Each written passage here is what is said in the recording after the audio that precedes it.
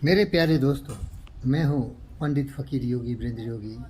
और मैं आपको ये बताना चाहता हूँ कि अगर आपने जीवन में कार्य कुशलता हासिल की है, सत्य, न्याय, प्रेम, शांति, अहिंसा, करुणा, दया के प्रवाह में प्रगतिशील होते हुए मानवता के कल्याण के लिए कुछ अद्भुत गुण और कौशल सीखा है, तो कभी न कभी आपको अवसर ज़रूर मिलेंगे। वो अवसर बड़े ही भाग्यशाली लोगों को ही मिलता है। आप देखें कितने लोग बहुत काबिल हैं, बहुत समझदार हैं, बहुत होशियार हैं, लेकिन फिर भी उनकी पूछ नहीं है, फिर भी उनके जीवन में अवसर नहीं मिलते। लेकिन मैं आपको ये बताना चाहता हूँ, आपने कठोर परिश्रम से, और भाग्य तो नहीं मानता हूँ, लेकिन आपने अपने आप को इस प्रकार से प्रकट किया है कि लोग आपके गुणों से प्रभावित है और अवसर दिया है। तो जीवन के अंतिम क्षण तक उन महापुरुषों को कभी भी निराश नहीं करना। प्राण जाए पर वचन न जाए।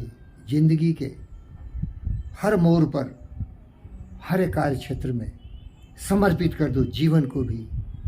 दिल दिया है जा भी देंगे, ये महापुरुषों जिन्होंने मुझे अवसर दिया आपके लिए। यही है प्रेरणा, यही है पैशन, यही है कर्म निष्ठा।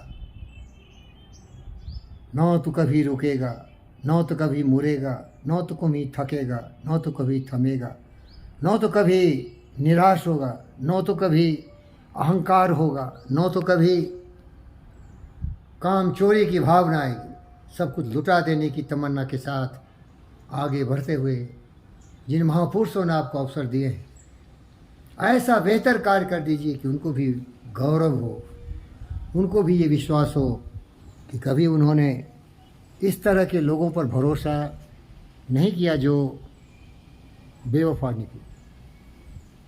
मैं एक फिलॉसफर हूँ, थिंकर हूँ। तो एडिसन साहब के बारे में मैं आपको बताना चाहता हूँ। उनके यहाँ एक व्यक्ति आया,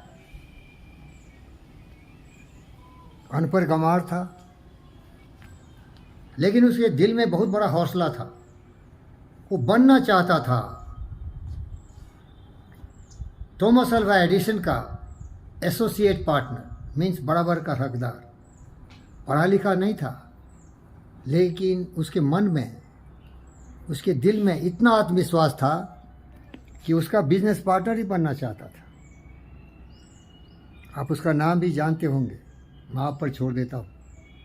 लेकिन जब एडिसन के सामने वो पहुँचे, उसको पैसे नहीं थे, इसीलिए वो पैसेंजर ट्रेन में नहीं आया।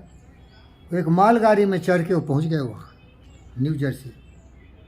और एक देहाती गांव का व्यक्ति अपने आप को सुबह सुबह थॉमस अल्वा एडिसन के सामने प्रकट किया और अपनी इच्छा व्यक्त की और कहा कि मैं आपके साथ आपका बिजनेस पार्टनर बनना चाहता हूँ। एडिसन मुस्कुराए, देखे ऊपर से नीचे, समझ गए इंसान तो बहुत अच्छा है, लेकिन उसकी अपने आप पर भरोसा है, सब कुछ है, लेकिन उसमें कार्य दक्षता, कुशलता तो है ही नहीं कि पार्टनर बने। फिर उसकी योग्यता के आधार पर उन्होंने उनको झाड़ू पोछा मारने के लिए एक अपने ऑफिस में काम कर दिया, ऑफिस बॉय अटेंडेंट के रूप में रख दिया। लेकिन वो व्यक्ति टेम्पररी तो कुछ कर लिया, लेकिन उसके दिमाग में हमेशा ये घूमता रहता था और विश्वास था कि एक न एक दिन एडिसन का बिजनेस पार्टनर अवश्य बनेगा। बहुत सारे आविष्कार होते थे, उसकी मार्केटिंग भी होती थी और बिकता था। लेकिन एडाफोन का आविष्कार किया एडिसन ने, डिक्टेटिंग मशीन। लेकिन जितने भी उनके सेल्स मैनेजर थे, वो लोग घुटने टेक दिए और बोला कि ये बिकेगा ही नहीं। जब ये मालूम हुआ इस व्यक्ति को, तो दौड़ के गया और बोला मैं बेचूंगा। एडिसन बोले बेचोगे, दिखाओ। और वो मार्केटिंग शुरू किया। इतना बेचा कि प्रोडक्शन की कमी हो गई। फिर उसको फुल डीलरशिप दे दिया एडिसन ने। और इतना ज़्यादा मार्केटिंग किया कि अंत में वो बिजनेस पार्टनर बन गया। तो प्यारे दोस्तों, जो ईमानदारी होती है, वफादारी होती है, ज़िंदगी में कुछ करने की तमन्ना होती है, उसके लिए आपको बड़े डिग्री की आवश्यकता नहीं है। एडिसन भी पढ़ा लिखा नहीं था, 5वां क्लास पास था। हमारे प्रेरणा के स्रोत दूसरे व्यक्ति थे, हेनरी फोर्ड। क्योंकि मैं नेपोलियन हिल का स्टूडेंट रहा हूँ, तो नेपोलियन हिल पूरा लिखे हैं कि एडिसन भी पढ़े लिखे नहीं थे, हेनरी फोर्ड भी पढ़े लिखे नहीं थे। ये डिग्रियाँ जो होती है, इवन हमारे नेपोलियन हिल के गुरुजी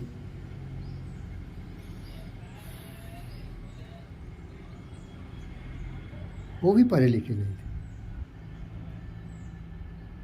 पढ़ाई लिखाई से क्या होती है भाई? दिमाग का इस्तेमाल करना है। एंड्रू कार्नेगी की बात कर रहा था, पढ़े लिखे नहीं थे।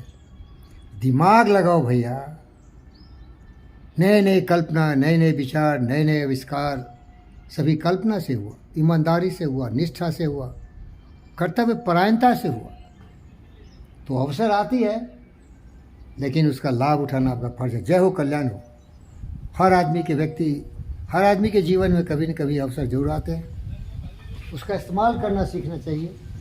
अगर आपने उसका सही इस्तेमाल किया तो आपका जय तो अवश्य भावी है। यह है पंडित फ़कीर योगी वीरेंद्र की। जय हो, कल्याण हो।